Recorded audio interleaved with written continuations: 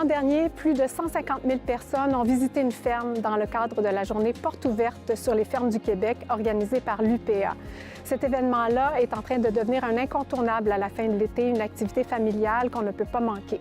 Pour le public, c'est une occasion de rapprochement avec les producteurs dans un contexte où l'agriculture de proximité et le manger local sont des tendances de plus en plus de fond. Pour les producteurs, c'est un défi d'organisation qu'ils prennent très au sérieux. Plusieurs d'entre eux mettent la barre très haute pour offrir aux visiteurs un contenu éducatif élaboré et de qualité.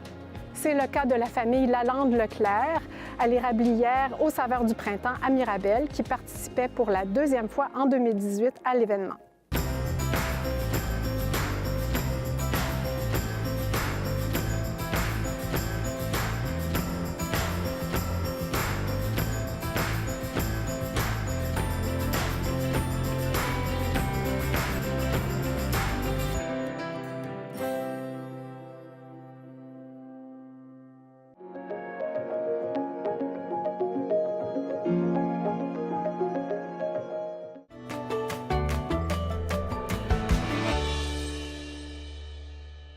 Parce que tout le monde mange 3 fois par jour. C'est très important qu'ils comprennent d'où viennent leurs aliments.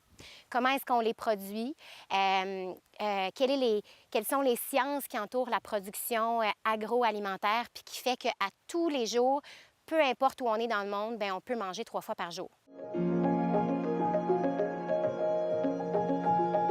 Pour être issue du milieu agricole, pour avoir travaillé concrètement sur une ferme pendant 10 ans en tant qu'agricultrice et en recevant les gens, à chaque fois pour moi, quand que ce soit des enfants, des personnes adultes ou âgées, c'était une fierté pour moi de leur montrer tout le travail qu'on met.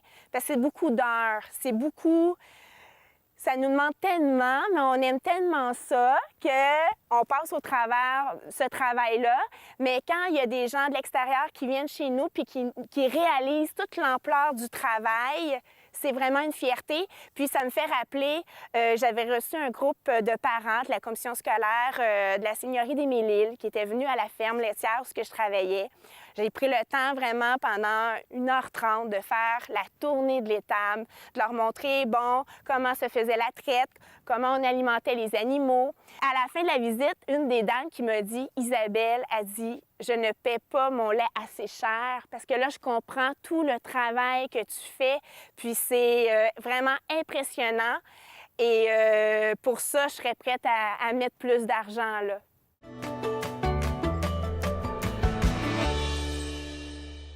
L'idée, c'est de comprendre vraiment la base. Qu'est-ce que c'est la course de nos végétaux à la lumière?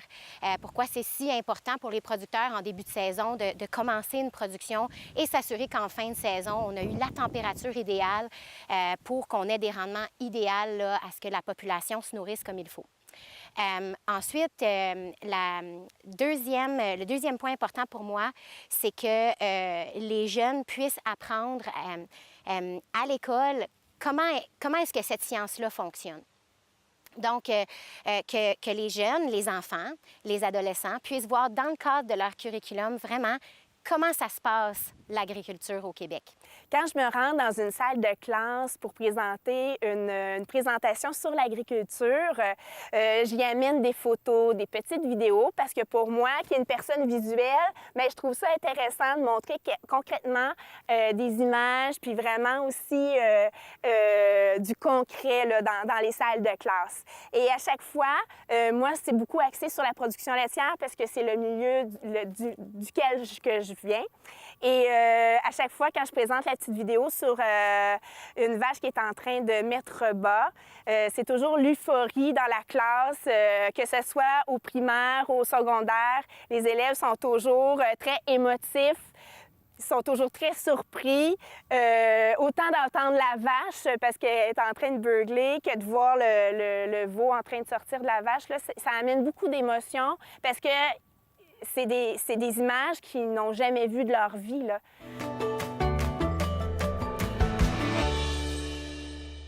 En ce moment, je remarque qu'au niveau des médias, il y a beaucoup de d'émissions, comme par exemple L'amour est dans le pré, Les fermiers. Et pour être dans le milieu agricole, je sens qu'il y a un intérêt, un engouement de mieux connaître nos produits et d'encourager les producteurs. Donc, je pense effectivement que l'écart diminue entre la production agricole et le consommateur, de par le fait qu'il y a de plus en plus d'organismes, un peu comme à l'école au champ, où on éduque les jeunes, les familles sur la production agricole, les sciences qui entourent l'agroalimentaire. L'UPA fait ce travail-là aussi à éduquer, là, dans le fond, le monde rural, l'agriculture, qu'est-ce que c'est l'agriculture, puis quels sont les défis agroalimentaires. Le travail continue à se faire et si je pense à mon UPA local auquel je fais partie, depuis 3 ou 4 ans, annuellement, on participe au défilé du Père Noël à Blainville, à celui de Sainte-Sophie. La première année, on arrivait avec nos sacs de carottes, avec nos pommes, avec des berlingots de lait et les gens étaient surpris de recevoir comme ça un sac de carottes. La deuxième année, ils nous réclamaient le sac de carottes parce qu'ils s'attendaient justement à avoir des carottes localement. Et ils sont toujours heureux à nous voir défiler.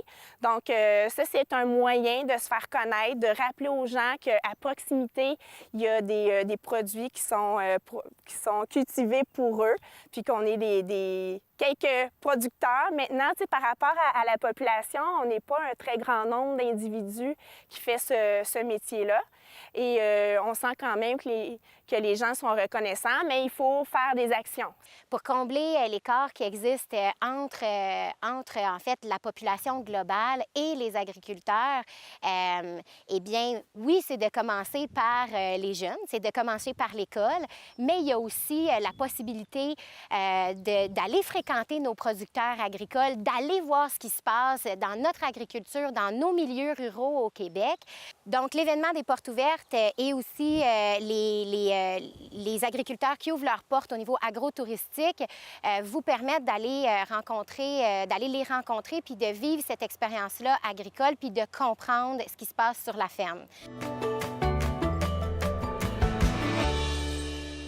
Donc, en 2011, j'ai participé comme coordonnatrice aux portes ouvertes de l'UPA. Dans la même localité, soit à Sainte-Anne-des-Plaines, nous étions 3 entreprises laitières et nous avons reçu cette année-là 7000 personnes, 7000 visiteurs qui étaient très heureux de venir visiter nos entreprises.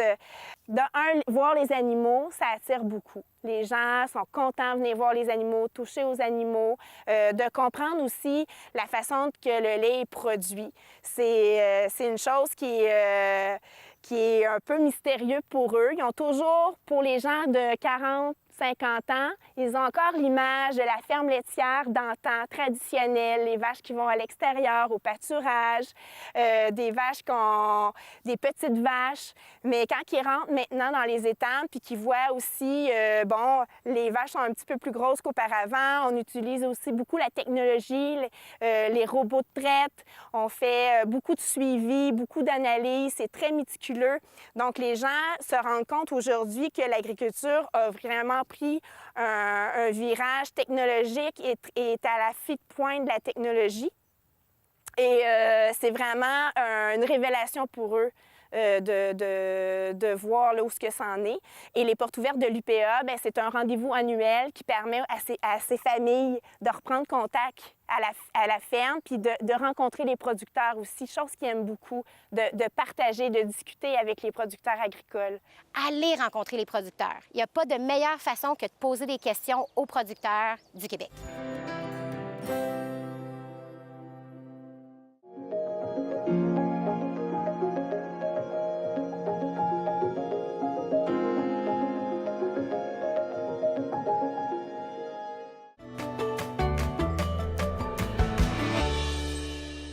L'année passée, c'est notre première expérience pour les journées portes ouvertes de l'UPA. C'est un essai, c'est un rodage.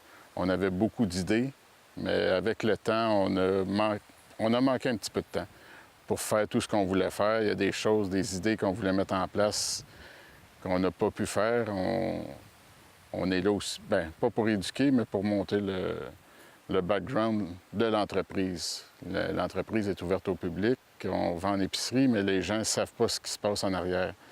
Fait que c'est pour montrer pas l'envers, en arrière du décor.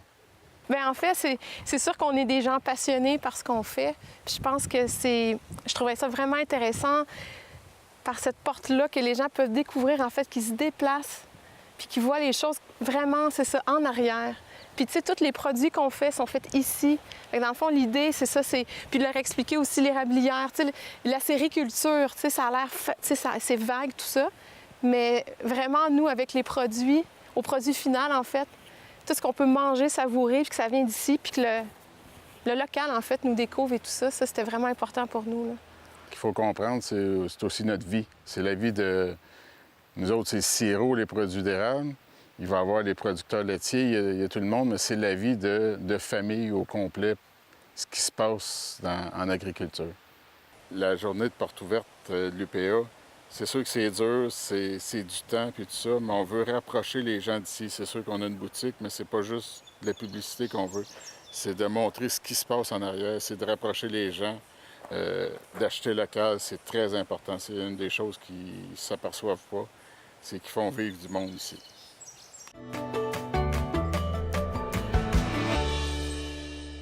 On veut démontrer ce qui se passe dans l'érablière.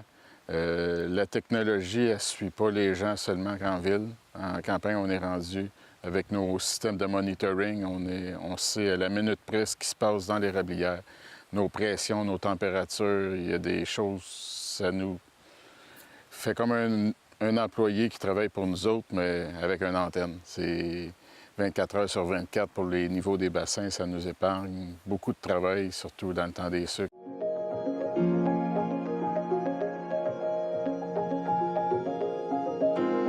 Entre autres, il va y avoir une activité qu'on va vraiment parler de la transformation.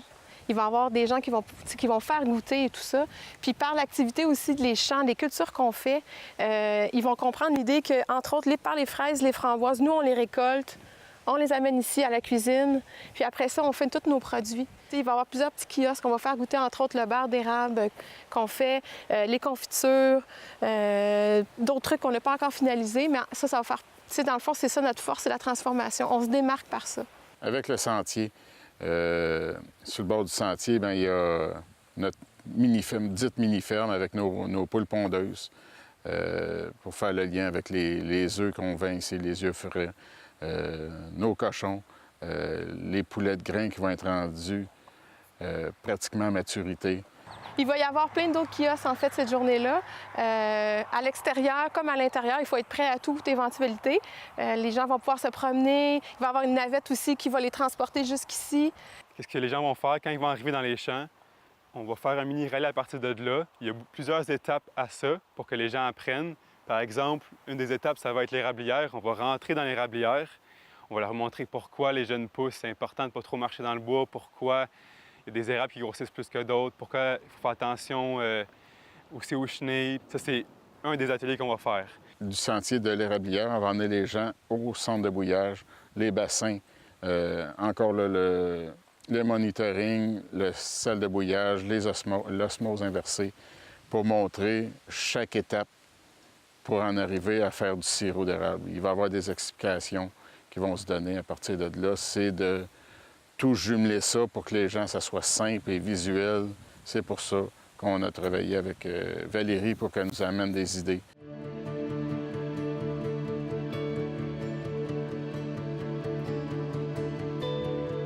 Fait que mettons qu'on se fait un petit récapitulatif.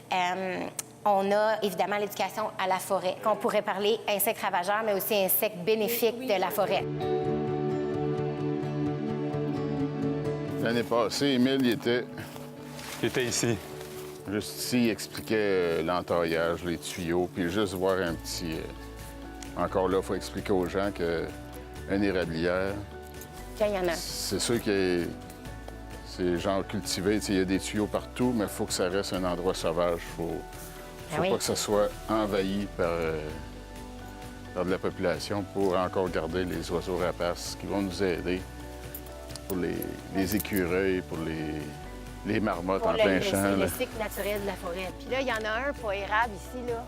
Oui, il y en a 2 en fait. En fait, il y en a- Juste ici, là Début de bois. et là. Oui, c'est ça. Ça, c'est 2 ormes. Ils sont chanceux d'être encore en vie. Oui, parce les que ormes sont en voie de Ben oui, disparition. c'est ça, je m'en ai dit, je regardais, je disais, oui, oui. Fait que 2 hommes à l'entrée du bois, fait qu'on va pouvoir, tu sais, une des premières. OK, c'est bon, moi, je vais me prendre des notes.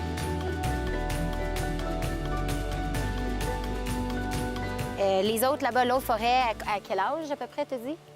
bien, elle est entourée par des Lalandes. La famille de mon père depuis 1891. Mais- 1891. Peut-être entaillé avant, hein? Peut-être parce qu'il a retrouvé des entailleages. Un peu. Wow! Hey, On a une bûche de ça. on a une douche qu'on pourrait montrer aux Hey, gens. ça, Oui. faut montrer ça. Fait à la station Histoire, il faut qu'il y ait une station Histoire où on pose des questions. Le travail qu'on a fait avec la famille Lalande aujourd'hui, dans notre idée de partenariat avec École Auchan pour les portes ouvertes, donc en septembre prochain. L'idée a été vraiment de regarder quels étaient les objectifs, qu'est-ce qu'on voulait faire, qu'est-ce qu'on voulait voir ici à la ferme, tout d'abord, qu'est-ce qu'on voulait expliquer à l'érablière, qu'est-ce qu'on pourrait bonifier dans le cadre de ce qu'ils ont fait déjà l'année passée. Aussi, on va avoir des tout-petits dans cette visite-là.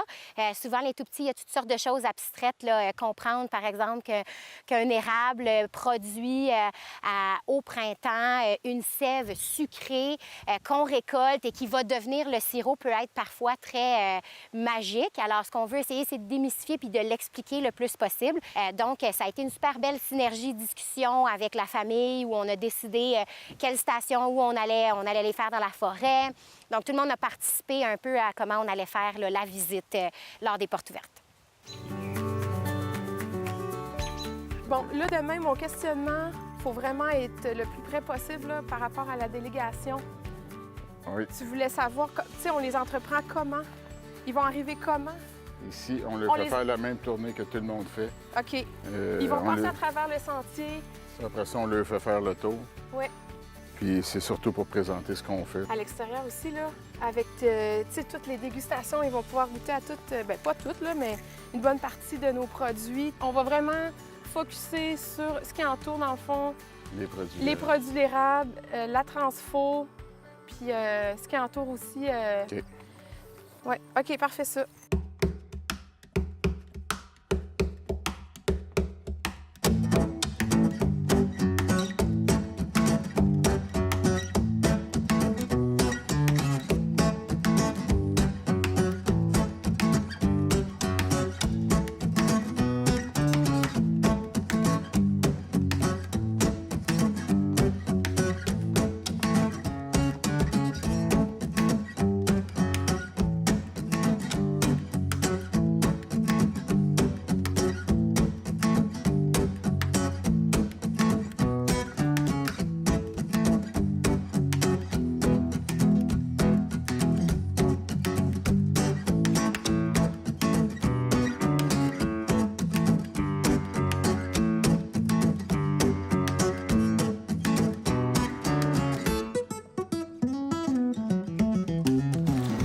OK. Donc, question ici, on va devoir placer les chalumeaux. Fait que on va les placer de sorte qu'ils voient bien les différentes grosseurs. Parce que pour les différencier, bien, il faut regarder le matériel, la grosseur, puis ça va leur donner une bonne idée. Sur leur feuille de réponse, ils ont une ligne du temps. Puis ils vont les placer en ordre du plus vieux au plus récent.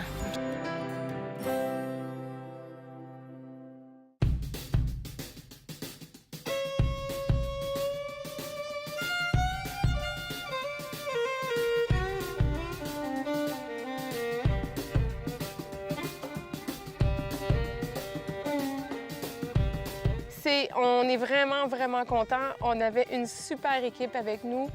Le background, tout ça, là, si on n'avait pas eu l'équipe qu'on avait eue de bénévoles, oublie ça, on ne serait jamais arrivé.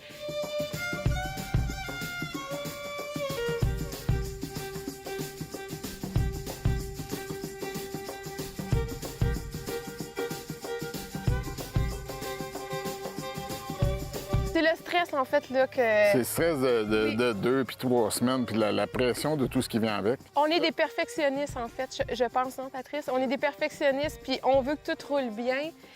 Mais il nous a dit, vous allez en échapper et c'est pas grave, il n'y a personne qui va s'en rendre compte.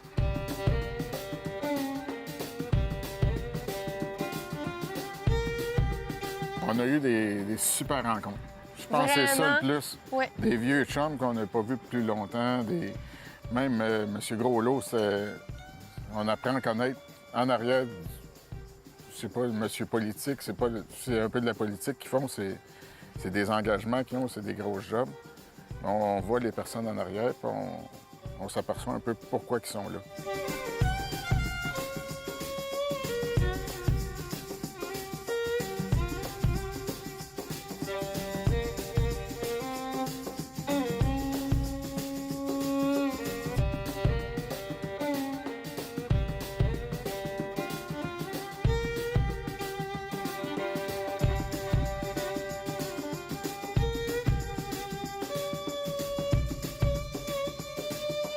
Mon coup de cœur aujourd'hui, c'est vraiment les commentaires des gens qui sont passés nous voir aujourd'hui aux Portes ouvertes.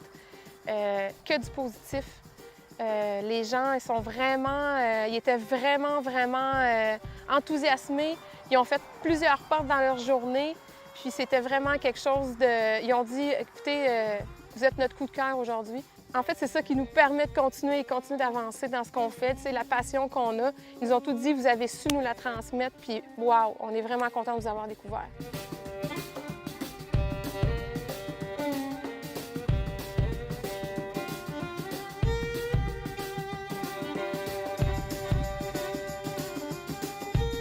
Je pense qu'on est vraiment fatigués tout ça, mais si tu me demanderais si je refais les portes l'année prochaine, moi, c'est sûr que oui. Il y a trop de bons côtés positifs à tout ça. C'est beaucoup d'énergie, c'est beaucoup de travail, mais il y a plein de gens qui nous découvrent et tout ça. On ne manque que ça. C'est ça.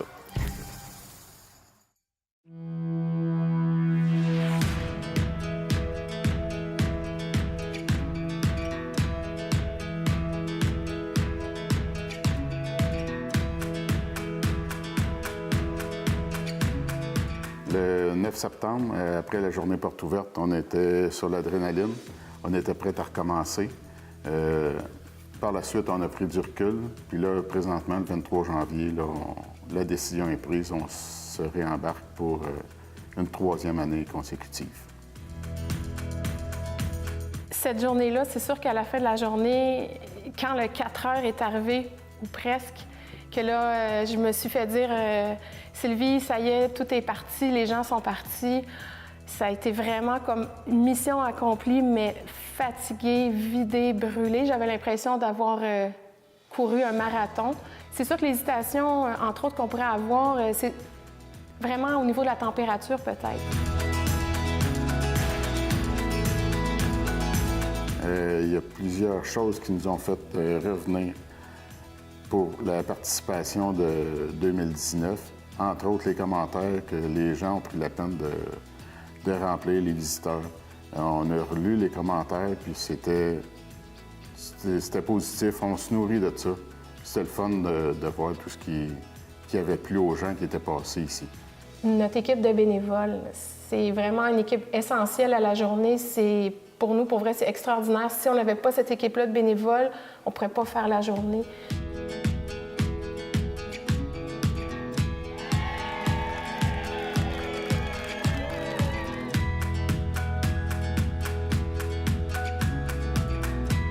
Ce qu'on aime beaucoup ici, c'est la proximité avec avec la cabane, c'est avec la clientèle, mais d'être capable de se promener avec les gens, puis de voir le commentaire direct, puis de parler avec eux autres, c'est ce qui nous nourrit le plus.